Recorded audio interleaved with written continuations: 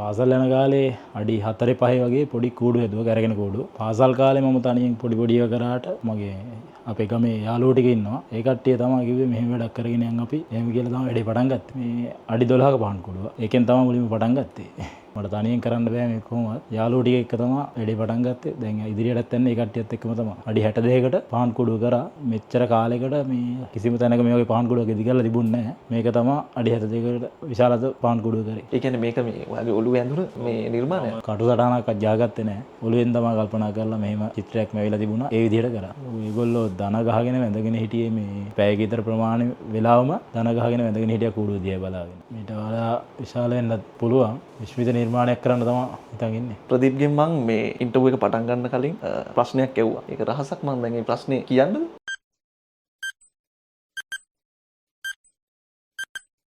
ලෝකයේ විවිධ දක්ෂ නිර්මාණ ශිල්පීන් ඉන්නවා. ඒ අතරින් විශිෂ්ට නිර්මාණයක් කරපු අති දක්ෂ නිර්මාණ ශිල්පියෙක් තමයි මාත් එක්ක අද ඉන්නේ. නිර්මාණය ගැන මම මෙහෙම කිව්වොත් තමයි බොහෝ දෙනෙක් දන්නේ. මිල්ලතේ පහන් කූඩුව. එහි ප්‍රධාන නියමුවා ප්‍රදීප් ඉදිරිසිංහ. අයිබෝන්. අයිබෝන්. සම්පූර්ණ නම මොකද්ද? ප්‍රදීප් කුමාර ඉදිරිසිංහ. පාසල් ගියේ? කිරිඳිවැල මහාවිද්‍යාලය. ගම උපන් ගම මෙහෙද? ඔව් කිරිඳිවැල මිල්ලතේ. ඔබ පුංචි කාලේ මේ කොහොම කෙනෙක්? මම පාසල් යන කාලේ ඉගෙනීමට වඩා කරේ ක්‍රීඩා කරන ඒවා. වෙසක් පොසොන් කාලේට පහන් කූඩු හදනවා, පොඩි තොරන් හදනවා. ඒ වගේ වැඩ තමයි කරේ. ඔබට මතකද මේ ඔබ මුලින්ම නිර්මාණය කරපු නිර්මාණය මොකක්ද? පාසල් යන කාලේ සාමාන්‍ය ඉස්කෝලේ 5 වසරේදී 6 වසරේදී වගේ අඩි 4-5 වගේ පොඩි කූඩු හැදුවා කරගෙන කූඩු. ඊට පස්සේ මේ නිර්මාණ කරන්න නම් පළවෙනි පියවර විදියට කරේ මේ අඩි 12ක පහන් කූඩුව. ඒකෙන් තමයි මුලින්ම පටන් ගත්තේ. ඒකෙන් තමයි මේ පහන් කූඩු කලාව ආරම්භ කරේ. ඔව්. ඊට පස්සේ අපි දැන් මේ එහෙම කරලා අවුරුද්දෙන් අවුරුද්ද දැන් මේ 11 වෙනි එක මේ පාර කරේ. අවුරුදු 2ක් වගේ නතර වුණා කොරෝනා කාලේ. එහෙම අවුරුද්දක් 3ක් කරේ නැහැ. ඊට පස්සේ ආයෙ පටන් ගත්තා මේ. මේ වගේ දැවැන්ත නිර්මාණයක් කරන්න කවුද ඔබ මේ විදිහට පෙළපුවේ? පාසල් කාලේ මම තනියෙන් පොඩි ඒවා කරාට මගේ අපේ ගමේ යාළුවෝ ටික ඉන්නවා. ඒ කට්ටිය තමයි කිව්වේ මෙහෙම වැඩක් කරගෙන යන්න අපි. එහෙම කියලා තමයි වැඩේ පටන් ගත්තේ. ඒ පන්නරෙන් තමයි මේ තරම් විශාල කූඩුවක් නිර්මාණය කරේ. ඔව්. ඒ කට්ටිය නැත්තම් මේ වගේ නිර්මාණයක් වෙන්නේ නැහැ. මට තනියෙන් කරන්න බෑ මේ කොහොමවත්. යාළුවෝ ටික එක්ක තමයි වැඩේ පටන් ගත්තේ. දැන් ඉදිරියටත් යන්නේ ඒ කට්ටියත් එක්කම තමයි. යාළුවෝ ඉන්නවා, ගමේ පිරිස ඉන්නවා. මං හිතන්නේ බොහෝ පිරිසක් ඔබ වටා ඉන්නවා. ඔව්. ගමේ කියන්නේ අම්මලා තාත්තලා ඉඳලා පොඩි ළමයි පවා මේකට උදව් කරනවා. ගමේම සහයෝගය ඇතුව තමයි මේ වැඩේ කරන්නේ. ඔබට මේ පහන් කූඩුව හදන මුල්ම අදහස ආවේ කොහොමද? ගිය අවුරුද්දේ අපි අඩි 57ක පහන් කූඩුවක් කරේ. මට එතකොට හිතුණා කොහොමද දකුණු ආසියාවේ විශාලතම පහන් කූඩුව කරනවා කියලා අදහසක් තිබුණා. ඉතින් ඒ විදිහටම වැඩේ මම මේ පාර අඩි 62කට පහන් කූඩුව කරා. මෙච්චර කාලයකට මේ කිසිම තැනක මේ වගේ පහන් කූඩුවක් ඉදි කරලා තිබුණේ නැහැ. මේක තමයි අඩි 62කට විශාලත පහන් කූඩුව කරේ. මුලින්ම මේ අදහස ඔබේ යාළුවන්ට කිව්වහම ඔවුන් මොකද කිව්වේ? ඒගොල්ලන්ට මම කිව්වා මේක දකුණු ආසියාවේ විශාලතම පහන් කූඩුව කරමු කියලා. කිව්ව ගමන් ඒගොල්ලෝ කිව්වේ කරමු අපි. බැරි නෑ කරමු කියලා. ඉතින් කට්ටියම කැමැත්තෙන් ඒ වැඩේ කරා. ඔවුන්ගේ වචනය, ඔවුන්ගේ විශ්වාසය ඔබට ලොකු ධෛර්යයක් වෙන්න ඇති මං හිතන්නේ. යාළුවෝ ටික හින්දා තමයි මේ වැඩේ නිර්මාණය වුණේ. ඒ කට්ටිය හින්දා තමයි ඉතින් මේ වගේ විශාල පහන් කූඩුවක් කරේ. මේක කරන්න බැහැ කියලා කියපු කවුරු හරි හිටියද? නෑ කවුරුත් හිටියේ නෑ. එක පයින්ම කට්ටියම කැමතුණා මේක කරමු කියලා. බෑ කිව්වේ නෑ කවුරුවත්. ඉතින් ඔබට ඒ වෙලාවේ මොකද හිතුනේ? යාළුවෝ ටික ඒ වෙලාවේ කිව්වට පස්සේ සාර්ථකවම මේ පහන් කූඩුව කරගන්න පුළුවන් වෙයි කියලා මට හිතුණා. ඒ නිසා ඒ ඉලක්කය හරියටම අපි කරා. ඔබට මතකද මේ වැඩේ පටන් ගත්ත මුල්ම දවස? ඔක්තෝබර් 1 වෙනිදා ලෝක ළමාලි දින දවසේ රෑ අපේ යාළුවෝ ටික කතා වුණා මේක පහන් කූඩුව ගැන. ඒ කතා කරද්දි තමයි කිව්වේ අපි හෙට පටන් ගමු කියලා. ඔක්තෝබර් 2 වෙනිදා මේ කප් පිටෝල ආගම වතාවත් කරලා එදා තමයි පටන් ගත්තේ ඔක්තෝබර් 2 වෙනිදා. ඉතින් මේ වැඩේ අතරතුර මේ වැඩේ අතහැරලා යන්න හිතුන අවස්ථා තිබුණාද? නෑ එහෙම කිසිම අවස්ථාවක් ආවේ නෑ. තිබ්බ ලොකුම අභියෝගේ වෙසක් පොයට මේක පෙන්න ගන්න පුළුවන් වෙන අභියෝගය තමයි තිබුණේ. ඊට අපි වෙසක් පොයට කලින් මේ නිර්මාණය කරලා ඉවර වුණා. සම්පූර්ණයෙන්ම මේ නිර්මාණය ඉවර කළා. මේ නිර්මාණය කරගෙන යනකොට වැස්ස, සුළඟ, කාලය මේ හැම දෙයකින්ම අභියෝගයෙන් නැති කොහොමද මුණ දුන්නේ? දිට්ට සුලිකුණාටුව ආව කාලේ මේ අපිටත් ගොඩක් බලපෑවා. ඒ වුණාට මේ කූඩුව අපි ගහලා තියෙන ආවරණය කිසිම ප්‍රශ්නයක් නොවෙන්න අපි ශක්තිමත්ව කරලා දීම. අපේ කූඩුවට කිසිම බලපෑමක් ආවේ නැහැ ඒකෙන්. දැන් මේ පහන් කූඩුව වෙසක් දිනේට පෙන්වන්න තිබුණේ. එතකොට මේ වෙසක් දිනේට පෙන්න ගන්න බැරි වෙයිද? මේක සාර්ථක වෙයිද කියලා බය වුණ අවස්ථාවක් තිබුණාද? නෑ. මම අවුරුදු 10ක් මේ පහන් කූඩු කරා. කර නිසා කිසිම බයක් නැහැ. පළපුරුද්ද තියෙනවා මට. මේක වෙන්නේ මෙහෙමයි කියලා මට ඔළුවේ තියෙනවා. තියෙනවා. කිසිම බය හිතෙන අවස්ථාවක් නැහැ. ඒ කියන්නේ අවුරුදු 10ක් පුරාවටම ඔබ පහන් කුඩු නිර්මාණය කරනවා. ඔව් අවුරුදු 10කටත් වැඩි ඒ වුණාට මේ පටන් ගත්ත පළවෙනි පියවරේ ඉඳලා පහන් කුඩු 10ක් කරලා මේ 11 වෙනි එක. 11 වෙනි එක ලෝකේ විශාලතම පහන් කුඩු වුණා. ඔව් දකුණු ආසියාවේ නෙමෙයි ලෝක විශාලතම මෙතෙක් කාලයකට කරලා තිබුණ නැති හින්දා ලෝක විශාලතම තමයි පහන් කුඩුව. ප්‍රදීප් ඔබ හිතනවාද මේ දැවැන්ත නිර්මාණය විවිධ වාර්තා තබන්න තරම් මේ නිර්මාණය ගැන මොනවා හරි කියන්න තියෙනවද? ඔව් මේකේ වාර්තා එකක් නෙමෙයි වාර්තා ගොඩක් තියෙනවා. එකක් මේ සවස් 8 සිට පාන්දර 5 වෙනකන් පහන් කුඩුවක් කවදාවත් පෙන්නලා නැහැ. එච්චර ජනකායක් ආවා මේක බලන්න. ආයේ මේ දවස් 19ට ලක්ෂ 24කට වැඩි සෙනඟ මේ ජනතාවක් මේ පහන් කුඩුව නරඹන්න ආවා. දිවා කාලේ කවදාවත් පහන් කුඩුවක් ප්‍රදර්ශනය කරලා නැහැ. ඒකත් අපි කරා පාසල් සිසුන් සඳහා උනාදවල් කාලේ පහන් කුඩුව ප්‍රදර්ශනය කරා. ඔව් දැන් ඔබ මුලින්ම කිව්වා රාත්‍රී 8 සිට පාන්දර 5 දක්වා මේ දිගටම පහන් කුඩුව පෙන්වනවා කියලා. ඉතින් මේ ඒ කියන්නේ ආපු කිසිම කෙනෙක්ට මේක නොබලා යන්න ඉඩ තිබ්බේ නැහැ.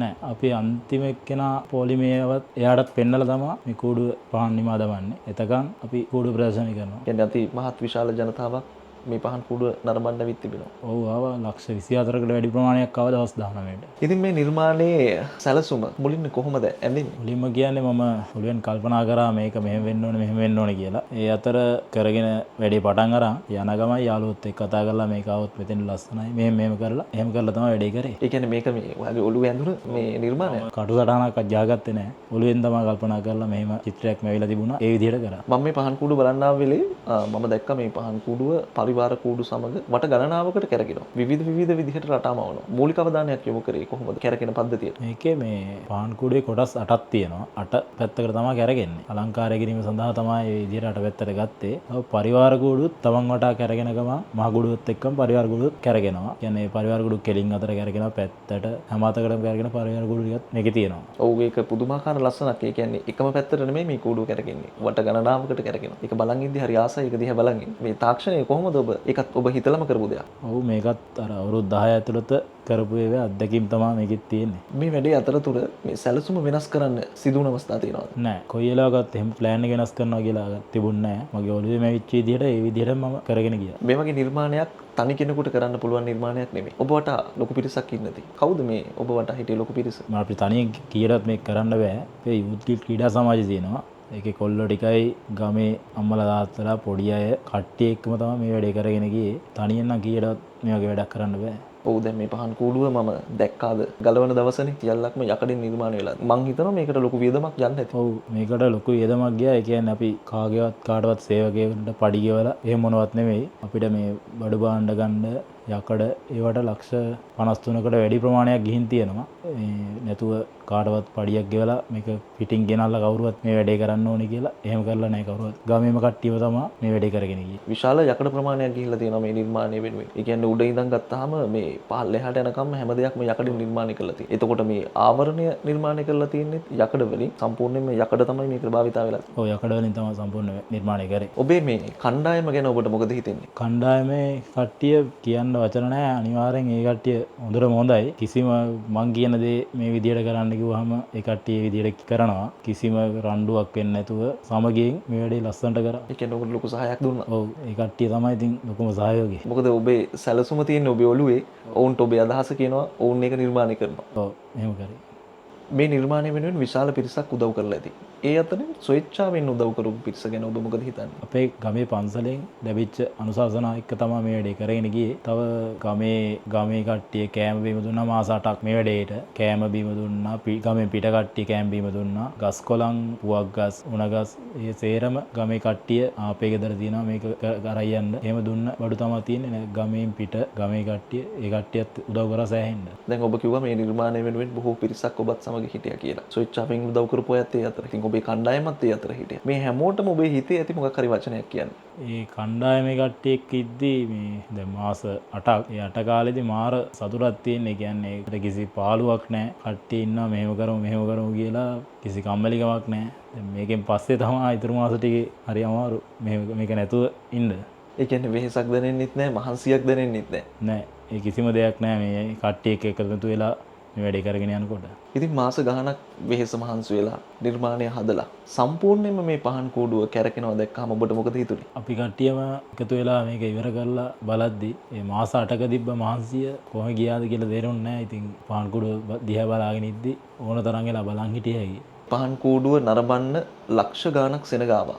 ලංකාවේ නන් දෙසින් පළාත් වලින් විවිධ ප්‍රදේශ වලින් ආවා. ඉතින් ඒ අතරින් ආපු අයගෙන් ඔබට මතක හිටින දෙයක් හොඳ ප්‍රතිචාරයක් වෙන්න පුළුවන්. එහෙම නැත්නම් ඔබව ඇගීමක් වෙන්න පුළුවන්. ඔබට වැඩියෙන්ම දැනුණ දේ මොකක්ද? ඊයම දැනුණ දේ කියන්නේ මේ පොසොන් එකේ ප්‍රදර්ශනය කරද්දී දවස් 2කට පස්සේ අම්ම කෙනෙක් ආවා. එයා එතන පොළවේ බිම දන ගහගෙන කූඩුව දිහා බලාගෙන වැඳගෙන පාන්දර 3ට විතර ඒගොල්ලෝ පාන් කූඩුව බලන්න ආවේ. 3 ඉඳලා පැයක විතර වෙලාවක් අපි කූඩුව ඕෆ් කරන්න නැතුව තිබ්බා. ඒගොල්ලෝ ආවෙලා ඉඳන් කූඩුව දිහා වැඳගෙන සෑහෙන වෙලා එක වන්දනමාන කරා. ඒක තමයි ලොකුම අපි දැක්ක කූඩුව බලන්න ඇවිල්ලා දැක්ක විශේෂම මේ දසුන. මොනතරම් හිත සැනසෙන හිතට දැනෙන නිර්මාණයක්ද මේ නිර්මාණය? ඒගොල්ලෝ දන ගහගෙන වැඳගෙන හිටියේ මේ පැයක විතර ප්‍රමාණය වෙලාවම දන ගහගෙන වැඳගෙන හිටියා කූඩුව දිහා බලාගෙන. ඉතින් මෙවැනි නිර්මාණ කරන මේ වගේ දක්ෂයින් අපි හැම වෙලේම ඇගීමට ලක් කරන්න ඕනේ. ඔවුන්ට නිසි තැන ලබා දෙන්න ඕනේ. ඒකයි මේ රටේ විය යුතු එකම දේ. විශිෂ්ට නිර්මාණ ශිල්පියෙක්. එක වචනකින් කිව්වොත් රියල් වැඩි. මාස ගණනක මහන්සිය ලක්ෂ ගණනක් බලන්න ආවා. මුළු ලංකාවම කතා කරා. අද මේ පහන් කූඩුව ගලවන දවස් ඇවිල්ලා. ඔබට මොන වගේ හැඟීමක්ද තියෙන්නේ? ඇත්තටම හරිම කනගාටුයි මේ නිර්මාණය මෙහෙම ගලවනවා කියනකොට.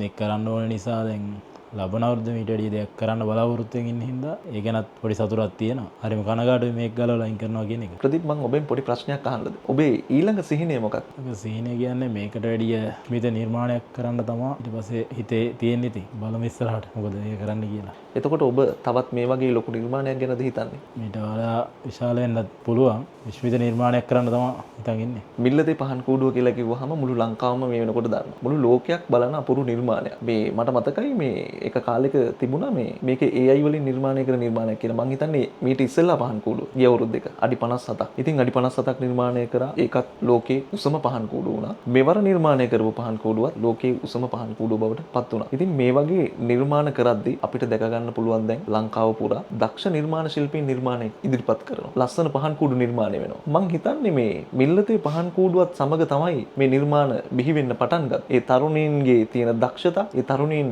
මේ විදිහට පෙන්වන්න පෙළඹුවේ මං හිතන්නේ මිල්ලතේ පහන් කූඩුවේ. ඉතින් ඔබට තරුණ නිර්මාණ ශිල්පීන්ට මොනවද කියන්න තියෙන්නේ? මං කියන්නේ මේ වගේ නිර්මාණ කරන්න කියලා ලංකාවේ දක්ෂ තරුණ කට්ටිය ඉන්නවා. මේ කට්ටියට කියන්නේ ඕන වෙලාවක මට කතා කරන්න මම දන්න ඕන දෙයක් මං කියලා දෙනවා. ඉදිරියට මේ වගේ ලස්සන නිර්මාණ කරන්න මුළු ලංකාවේ කට්ටියටම බලන්න. ඒ කට්ටියටත් මේ වැඩේ කරන්න කියලා මං කියන්නේ කට්ටිය. ඉතින් ප්‍රදීප් කියන්නේ අන්න ඒ වගේ නිහතමානී චරිතයක්. ඔබට පුළුවන් සෝෂල් මීඩියා වල මං හිතන්නේ ප්‍රදීප් ඉන්නේ ප්‍රදීප් එදිරිසිංහ කියලා. Facebook කරහා ඔබට සම්බන්ධ වෙන්නත් පුළුවන්. ඉතින් ඔබ නොදන්න දෙයක් තියෙනවා නම් අහන්න ඕන වෙලාවක ප්‍රදීප් මං හිතන්නේ උත්තර දෙනවා. ඕන වෙලාවක කතා කරන්න. මම දන්න ඕන දෙයක් මම කියලා දෙනවා. ඔබත් දකින්න ඇති මමත් දැක මේ ලංකාව පුරා අති විශාල නිර්මාණ ප්‍රමාණයක් නිර්මාණය වෙලා තියෙනවා. වෙසක් එකට පොසොන් එකට නිර්මාණය වෙලා තියෙනවා. ඉතින් මේ නිර්මාණ දකිද්දි මං හිතන්නේ ඔබත් දකින්න ඇති නිර්මාණ. ඔබට මොනවද මේ ශ්‍රී ලංකාවේ ඉන්න නිර්මාණ ශිල්පීන් ගැන හිතෙන්නේ? මම දැක්කා ලස්සන නිර්මාණ කරලා තියෙනවා. අපිට මේ තැන හැමදාම ඉන්න බෑ. පිට වැඩි අලංකාර ලස්සන පහන් කූඩු තියෙනවා. ඒ කියන්නේ මට වඩා දක්ෂයෝ මේ ලංකාවේ ඉන්නවා. මට හරිම සතුටුයි මේ කට්ටිය දැක්කාම මේ නිර්මාණත් එක්ක මේ වැඩේ ඉස්සරහ ලස්සනට කරගෙන යනවා. මං හිතන්නේ ප්‍රදීප් මේ ඒ තැන නිර්මාණය කරේ ඔබ මිල්ලතේ පහන් කූඩු. මේක තමයි මේ ගොඩක් වෛරල් උනේ. මිනිස්සු දැනගත්. ඒකෙන් පස්සේ තමයි මේ නිර්මාණ ශිල්පීන් නිර්මාණ කරන්න පටන් ගත්තේ. කලින් මේ පහන් කූඩු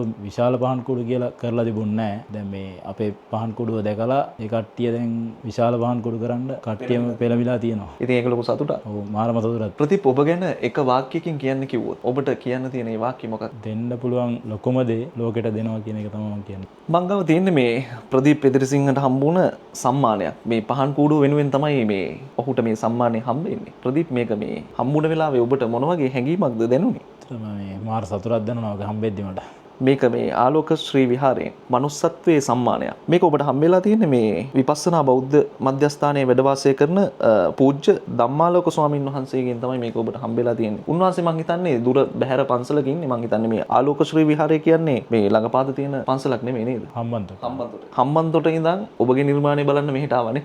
අතර මාර සතුරක් හම්බුණා මේක හම්බෙනකොට. අපේ යූත් ගිල්ඩ් ක්‍රීඩා සමාජයේ කොල්ලෝ ටිකටත් මේවා මේ ඇගීමකට ලක් කරලා මේ වගේ දෙයක් කරාට බොහොම සතුටුයි ඉතින්. ඔව් මං හිතන්නේ මේ ස්වාමීන් වහන්සේටත් බොහොම පිං මෙවැනි නිර්මාණ ශිල්පීන් හොයාගෙන ඇවිත් මේ වගේ දේවල් කරනවට ඔවුන්ව දිරිමත් කරනවට මං හිතන්නේ මේ ඔබේ ක්‍රීඩා සමාජයේ මේ හා සම්බන්ධ වුණ සියලු දෙනාට සහතික ප්‍රතිප්‍රදානය කරලා ලස්සන වැඩසටහනක් තිබුණා නේද ඉතින්. ඔබ ඊටමත් කාර්යබහුල වෙලාවක මම මේ ඔබත් එක්ක සම්බන්ධ වුණේ. මොකද ලොකු වැඩ කොටසක් කරන්න තියෙනවා.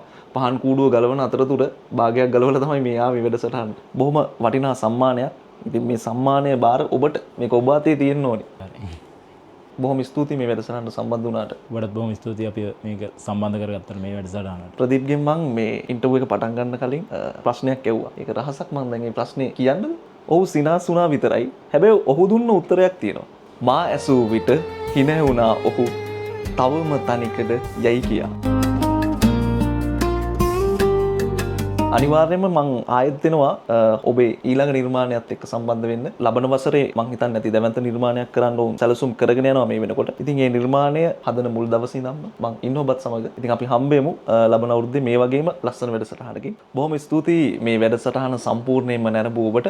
ඉතින් මේ වගේ තවත් දක්ෂයින් සමග අපි හම්බෙමු. ලබන අවුරුද්දෙත් මිල්ලතේ පහන් කූඩුවේ මෙවැනි වීඩියෝ එකකින් හම්බ වෙන බලාපොරොත්තුෙන් සමුගන්නවා. හැමෝටම සුබ දවසක්.